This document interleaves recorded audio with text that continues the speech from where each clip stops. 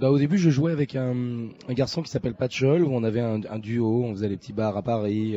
C'était vraiment duo plutôt comique dans l'idée. Et voilà, de fil en aiguille, lui est parti sur ses projets, moi sur les miens, et puis me voilà. Oui, il y a eu un album qui s'appelait La Petite Monnaie, sous le nom de Benabar et Associés, qui est sorti en 97. Bah, c'est quand ça me touche en fait, quand ça m'évoque des impressions, des idées, des images, c'est là où je commence à me mettre à travailler en fait, quand ça m'inspire tout bêtement. Ça peut être des petits détails, hein, ça peut être des petites choses de la vie de tous les jours. Quand il y a un petit déclic, voilà. Je pense que ça généralise, oui, oui. C'est au quotidien. C'est vrai que les grandes villes, surtout Paris, je connais pas beaucoup d'autres grandes villes, mais Paris, c'est vrai qu'il y a un côté vraiment cannibale, oui. C'est vraiment une ville où il faut avoir de l'argent, etc. Si on est un peu pauvre, un peu miséreux à Paris, c'est un enfer, quoi. Donc c'est un peu le constat que font beaucoup de Parisiens, d'ailleurs, un rapport entre l'amour pour cette ville, l'admiration qu'on peut en avoir parce qu'elle est très belle, et en même temps le dégoût qu'elle nous impose par toute la misère qu'on croise à tous les coins de rue, quoi. Les deux, en fait, on tourne non-stop là depuis le mois de septembre, et on va continuer jusqu'à Noël. Mais il y a un album en préparation qui devrait sortir au mois de mai si tout va bien. Et sinon, les projets immédiats, c'est les concerts et l'Olympia le 7 octobre dans l'immédiat.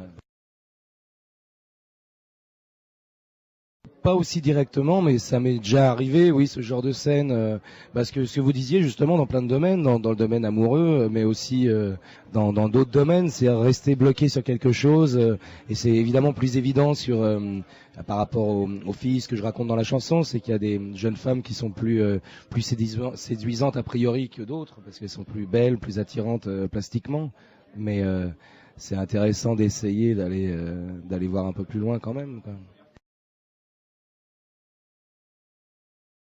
Je suis parisien, oui, oui, banlieusard d'origine et parisien d'adoption. Je suis pas tellement imprégné de cette ville plus que ça. Enfin, évidemment, en tant que Parisien, on l'est fatalement, mais c'est pas une ville dont à laquelle je me sens viscéralement attaché.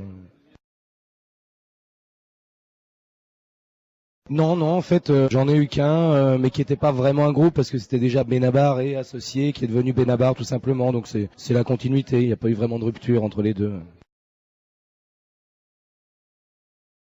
Non, ça reste présent parce que c'est une partie importante de ma courte existence d'auteur.